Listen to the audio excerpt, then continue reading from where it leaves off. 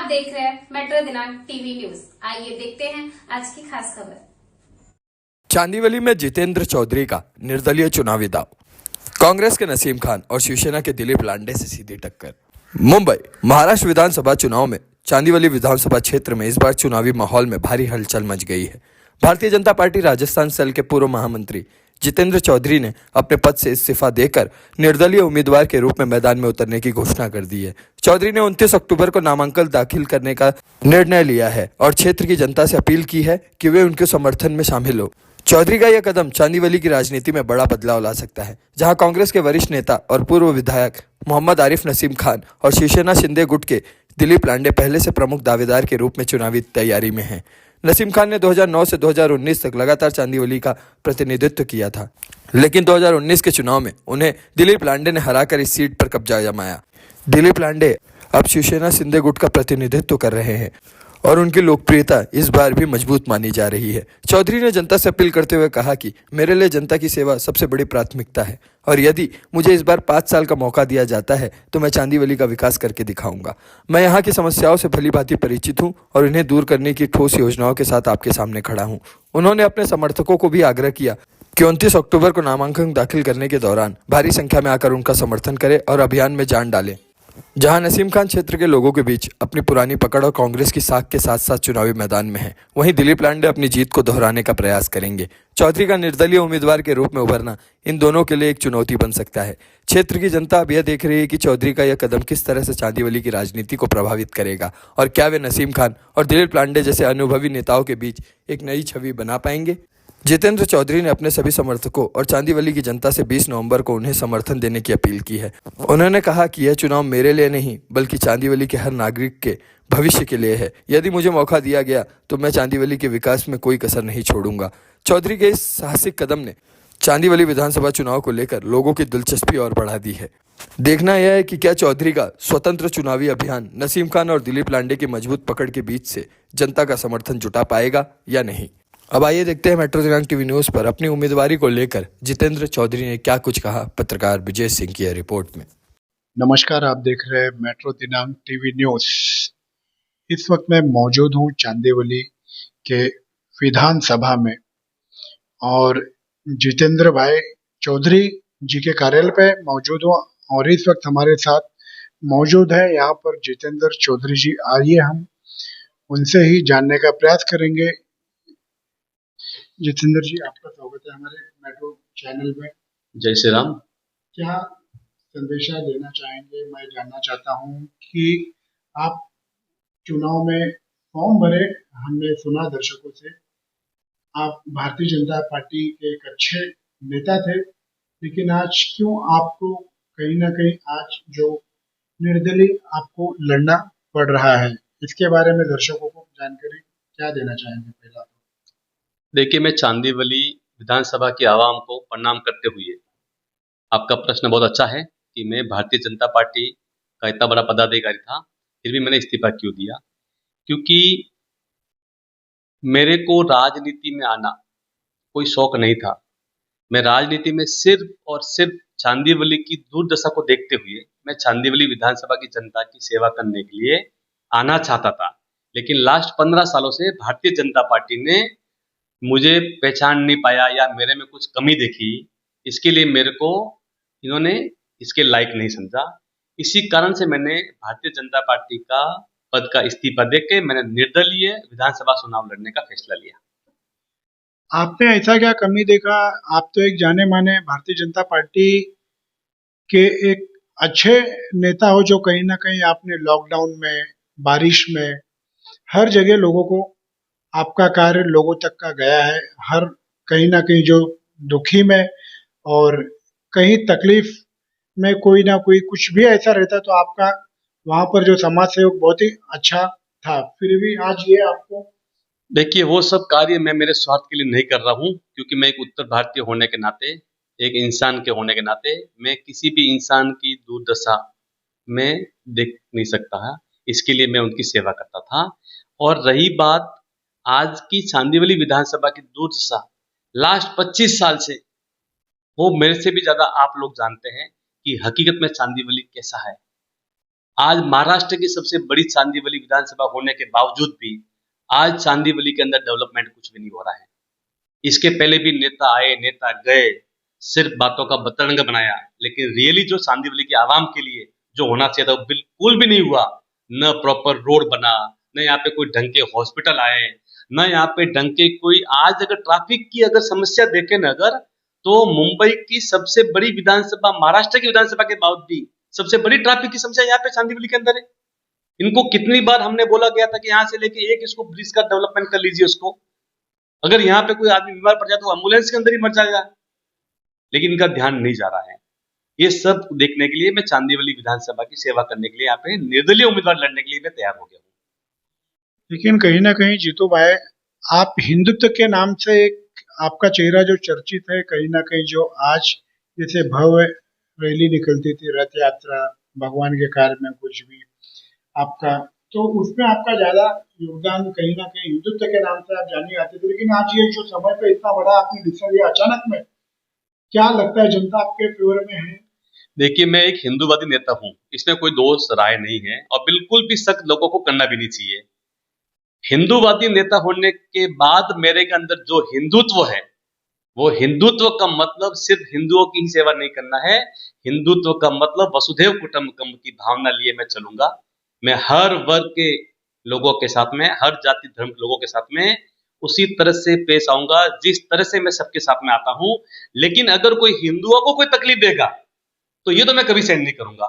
न हिंदू किसी को तकलीफ देते हैं, न हिंदू तकलीफ सहेंगे। सिंपल सी बात है, अगर कि हिंदुत्व का मुद्दा लेके मैं मार्केट में आ रहा हूं और हकीकत बात है यहाँ पे भाईचारा निभाना है तो सबको निभाना पड़ेगा।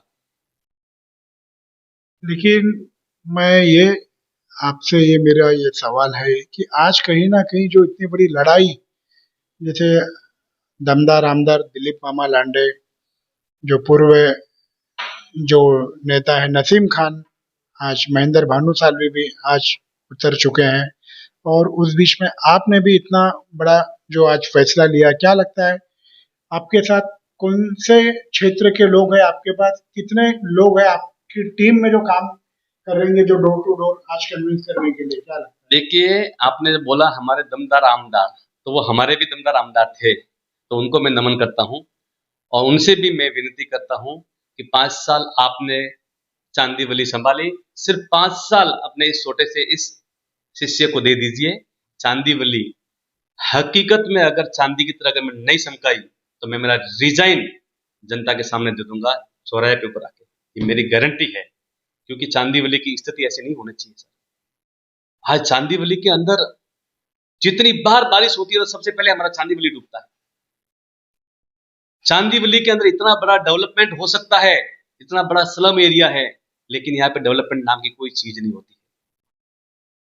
आज अगर देखा जाए, अगर के चांदीवली के अंदर एक एक छोटी छोटी अगर चीज को देखा जाए अगर, तो हमारे आदरणीय जो हमारे पूर्व लोकसभा सांसद श्री पूनम जी महाजन जी ने केंद्र में जाके इस चांदीवली विधानसभा के लिए एक एम्स हॉस्पिटल की घोषणा करने के बाद वहां से उनका जो फंड जो पास करवाया था, वो अभी तक चांदीवली में कहाँ है पता नहीं। अभी तक तो हॉस्पिटल बन जाना चाहिए, लेकिन ये मैं वादा करता हूं, मैं जनता से विनती करता हूं, सिर्फ एक बार, मैं एक व्यापारी हूं, मैं एक उद्योगपति हूं, इसके ऊपर एक बार आप विश्वास कर लीजिए, आपको पाई पाई का हिसाब इस चांदीवली में इन लोगों को चुकाना पड़ेगा। और चांदीवली की विधानसभा के लिए जो फंड आता है वो सारा फंड यहाँ पे चांदीवली में लगना चाहिए। मतलब आपने प्रणय ले लिया है, आप हॉस्पिटल बना के ही रहेंगे लोगों के लिए, जो आज कहीं ना होके जो कहीं आधे में रुक गया था, उसको आप पूरा करके ही छोड़ेंगे अगर आपको जनता ने मौका दी तो। मैं जनता से सिर्फ 5 साल मांग रहा हूं हाथ जोड़ के। मैं छत्रपति शिवाजी महाराज की भूमि से, मां भवानी की कसम से बोलता हूं कि चांदीवली को चांदी की तरह चमकाऊंगा। चांदीवली की आवाम ये मेरा परिवार है, ये मैं आपके न्यूज चैनल से बोलता हूं। सिर्फ एक बार विश्वास करना इस आदमी के ऊपर, एक बार, सिर्फ एक बार, 1% आप विश्वास कर लीजिए, 99% आपका भरोसा मैं जीतूंगा आपसे। सर, आपने अपना कीमती समय भारतीय जनता पार्टी को कितने वर्ष दिए? मैंने भारतीय जनता पार्टी को 15 वर्ष दिए हैं। समय तो सभी के लिए कीमती होता है, लेकिन 15 वर्ष में चांदीवली विधानसभा की आवाम की सेवा करने के लिए मैं मांग रहा था, लेकिन खैर कोई बात नहीं, उन्होंने नहीं समझा इसके लायक, तो मुझे निर्दलीय का फॉर्म भरना पड़ रहा है। आपने कितने क्षेत्र में चांदीवली में कहाँ आपके कार्य क्या क्या रहे, हमारे चैनल के माध्यम से जानकारी दर्शकों को। चांदीवली विधानसभा के अंदर अगर मेरे कार्य देखे जाते हैं तो नोटबंदी की टाइम चांदीवली विधानसभा की ऐसी एक भी बैंक नहीं होगी कि जिसके बाहर लोगों की लाइन लगी थी। शायद किसी के पास में फोटो या वीडियो रहेगा जिसके अंदर हर लाइन के अंदर मैं और मेरे कार्यकर्ता धूप के अंदर भी खड़े होके उनको चाय पानी की व्यवस्था कर रहे थे। इसके बाद में जब जब पानी भरा हर एरिया में, सबसे पहले हमारी टीम और हम कूदे थे। कोविड के टाइम पे मैं मेरी बिजनेस टीम को भी लेके साथ में, जब लोग घर से बाहर नहीं निकल रहे थे, वो भी वीडियो फोटो रहेगा। या फिर वो टाइम उद्धव साहब ठाकरे की सरकार थी कि महाराष्ट्र के अंदर जितने कोविड हॉस्पिटल बने थे उसके अंदर भी सेवा का मौका देने वाले हम ही लोग थे। वही जितू चौधरी था। वही जितू चौधरी आपके चरणों में आज वोटों की भीख मांग रहा है। सिर्फ 5 साल दे दो चांदीवली विधानसभा की आवाम से बोलता हूँ, सिर्फ 5 साल। तो आपने देखा, सिर्फ 5 साल मांग रहे हैं। आइए हम सर, आखिरी सवाल ये है मेरा, आपका फॉर्म भरने का क्या डेट है? देखिए, मैं चांदीवली की आवाम को आपके न्यूज चैनल के माध्यम से बताना चाह रहा हूँ कि 29 तारीख को सुबह 9 बजे संघर्ष नगर 13 नंबर छत्रपति शिवाजी महाराज को हार चढ़ा के यहाँ से हमारी पद यात्रा चालू होगी। तो आप ज्यादा से ज्यादा संख्या में पधारे और 20 नवंबर को ज्यादा से ज्यादा संख्या में वोटिंग करें और इस छोटे अपने उत्तर भारतीय हिंदू भाई को एक हिंदुत्व का मुद्दा लेके जो आया है चांदीवली में, एक बार उसको खाली मौका दीजिए। सिर्फ 1% आप विश्वास कीजिए, 99% मैं आपको विश्वास और मैं आपके विश्वास पे खरा उतरूंगा। ये मैं आपको आपके चैनल से बोल रहा हूँ। क्या लगता है आपको, आपके मन में ये सवाल आए कि आपको कहीं ना कहीं जो आज मुसलमान की भी जो वोटिंग है वो आपको देंगे कि नहीं? देखिए, अभी थोड़े टाइम पहले मैंने बताया है, ये बयान से कहीं ना कहीं उनको लगेगा कि ये हिंदुत्ववादी नेता है, तो उनके लिए क्या संदेशा देना? आज मेरी कंपनी में कम से कम 16-17 मुस्लिम लड़के लास्ट 20 साल से काम कर रहे हैं। मेरे 3 ड्राइवर में से 2 ड्राइवर मुस्लिम हैं, लेकिन फिर भी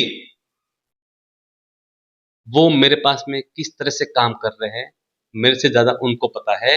और यही एक हिंदुत्व की विशेषता है कि एक हिंदूवादी नेता होने के बावजूद वो हिंदुत्व की भावना लिए मुसलमानों के लिए भी क्या करेगा, और जो मैं करूंगा भी। क्योंकि मैंने इसलिए पूछा कि कहीं ना कहीं चुनाव में अक्सर पक्षपात चलते ही रहता है, इसलिए मैंने आपसे जानकारी ली। सर, आने वाले वक्त पे दीपावली है, क्या शुभकामनाएं देना चाहेंगे? देखिए, मैं चांदीवली की पूरी जनता जनार्दन को, सिर्फ चांदीवली को, धनतेरस की शुभकामनाओं के साथ शुभ दीपावली की शुभकामनाएं, इसके साथ में हमारे पूरे भारत देश के जनता जनार्दन को भी दीपावली की हार्दिक हार्दिक शुभकामनाएं। जय हिंद, जय महाराष्ट्र। जानकारी देने के लिए बहुत बहुत धन्यवाद। जो कुछ पूछा हमने जितेंद्र भाई से, उन्होंने सही जवाब दिया। तो आपने देखा होगा हमारे मेट्रो चैनल के माध्यम से। हमारे सभी कैमरामैन ओम प्रकाश के साथ मुंबई।